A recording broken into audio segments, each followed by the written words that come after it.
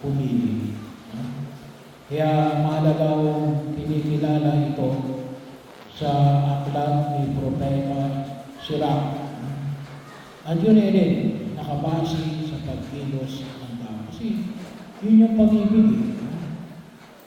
Kasi nga yung ating pinakabasihan ng pagsunod natin sa kalooban ng Diyos na later on, pagtitibayin natin out of love, hindi out of coercion. Not even out of fear. Ngunit mula sa pag-ibig natin sa Diyos. Na kung tuusin, ay unang ipinakita sa atin ng ating Diyos na tayo ay kanyang inibig mula sa kaibuturan ng kanyang puso. Nawa maging kabahagi rin ng ating pagkilos sa pagkikisa natin sa kanyang pagkakos. Yung kalayaan ng pagpili. Kaya nga maganda ang ipinahayag ko sa atin nasa harapan daw natin kung ang pipiliin natin ay alin, tubig o apoy, buhay o kamatayan. Of course, ang tulad sa atin ng Diyos ay alin, buhay, hindi kamatayan. Kaya lamang, sabi nga ko natin, bakit tayo nagkakasala? Kasi hinahayaan natin na alin, malin lang tayo ni Satanas. Malin lang tayo ni Satanas. Yung tinatawag natin, akala natin yung kabubuti, apparent good, akala natin mabuti. Pero yung pala alin, niloloko lang tayo. Niloloko lang tayo ng Diyos. At makita natin yung kahit nasa aklat ng Genesis, yung unang pagkakasala ng tao, ang unang pagkakasala na Eva ni Adam. Anong sabi? Hindi ka mamamatay. Hindi ka mamamatay. Well, hindi ka kagad mamamatay. Pero bahagi yun. Magiging katulad ka ng Diyos. Kaya bahagi yun na huwag natin kalimutan ay lahat o ng pagkakasala ang ipapakita sa atin dyan ng demonyo ay maganda. Kasi hindi ka naman magagawa yan kung hindi mo nakikita mo yung pangit. Ang ipapakita sa iyo ay maganda. Pero ang sabi nga natin, hindi natin namamalayan natin, nililid lang tayo ni Satanas. Kaya ang tawag natin ay apparent good. Akala natin mabuti. Mabuti. Ayun pala alin, makasasama. Kaya napakahalaga ho sa pagkilos natin, sa tinatawag natin pagpili, kasi pipili tayo yung alin, yung tinatawag natin yung spirit of discernment, o discerning the spirit.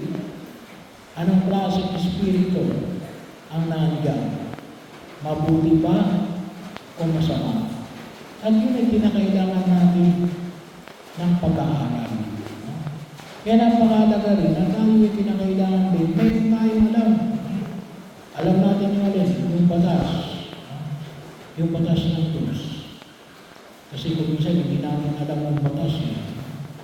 Akala nyo iba halimbawa na lang, hindi naman masama yung mga pamahiin. Ay, hindi yun. Masama mo yun. Pinilabag sa unang utos ng Diyos. So, inaagaw yan kasi. Inaagaw na yung attention natin sa mula sa Diyos. Akala lang natin, walang masama. Hindi mo. Kaya napakahalaga na malaman natin kung ano yung pinag-uutos ng Diyos. Malaman din natin kung ito ay alin. Kung ito ay, kung tawagin na po natin, ay ay yung mismo pagkilos natin ay taas ang lumalabag sa utos ng Diyos. Kinakailangan natin malaman ang mga bahagi na ito. Kaya kinakailangan din natin na patuloy na pag-aaral tungkol sa ating pananampalataya. Mahalaga ho. Sabihin natin ay hindi ko alam yan. Maliwanag ko. Ignorance of the law excuses no one. Pero dahil maaari siguro sa hindi mo alam yung bigat ng kasalanan, pwedeng mabawasan. Pero kasalanan pa rin yun. Kahit na umulusin, hindi tayo mag-aral. Alam naman natin bahagi yun na may tinawag natin na kung saan ang Diyos ay ipinunla sa atin ang kanyang mga batas kahit na hindi tayo mag-aral. Kaya kung pusin, yung 10 utos ng Diyos, yung 10 utos ng Diyos na yan, kahit hindi yan nagkatisismo, ay bahagi yun, nasa puso yun ng tao. Kaya na, kung sakaling hindi na, wala tayong full knowledge, medyo mababawasan. Yung pangalawa ay full consent. Kaya nga, malaya. Nababawasan lang kung halimbawa ay ikaw ay napipilitan. Katulad na halimbawa ng napipilitan. Na sabi na ay nung panahon ng World War II na kasi noon kapag magtago ka ng Hudyo ay ikaw ulong din. Ay kung tanong ka halimbawa ng German World War II, pero hindi naman natin naging problema ito. Kasi sa atin ito, nagtatago ka ba yan ng Hudyo? Nagsinungaling ka. Bakit? Para iligtas yung isang Hudyo.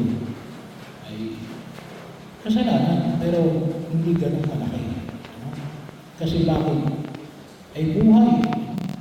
Ano yung mas malaking kasalanan? Maging sanay ka ng pagkamatay ng Hudyo ito.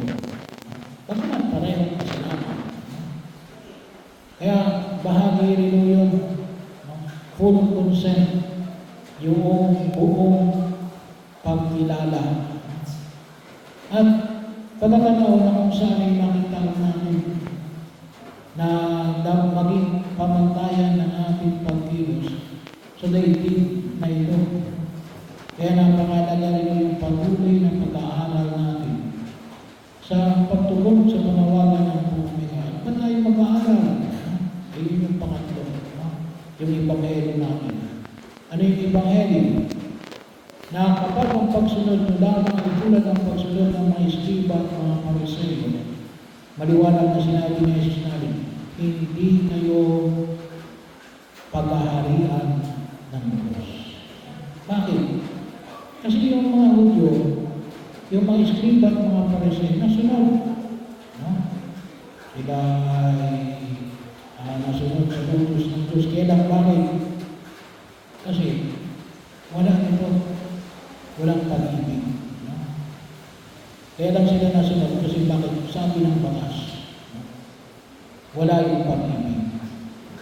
Yung pagsunod dapat namin yan, sabi ko nga, ay dapat nag-umula na kaya tayo sumusunod sa utos ng Diyos ay gawa ng pag-ibig natin. Pag-ibig sa kapwa at pag-ibig sa Diyos. Kasi nga, kung yung maaalala, yung mismong 10 utos ng Diyos ay yung pinaka-summary ay alin? Nasa pag-ibig sa Diyos at pag-ibig sa kapwa. Kaya tayo hindi magnanakaw. Kaya tayo mag-isipang pag-alam ng linggo. Bakit natin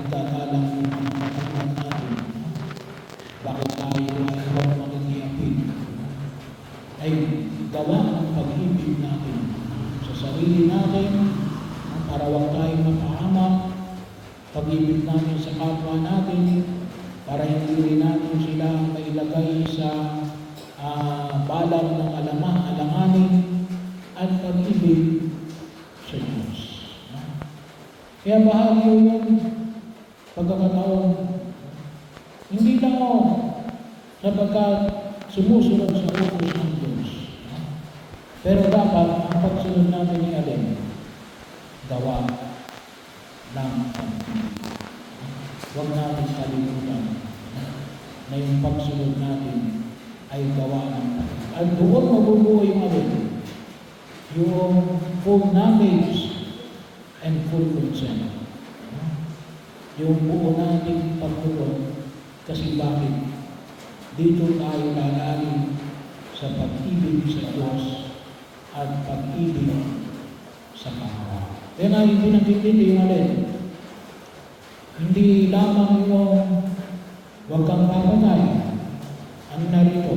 Yung mapuno ka sa iyong kapwa ay nagkakasala ka na. Kasi bakit? Bakit kung papatayin niya?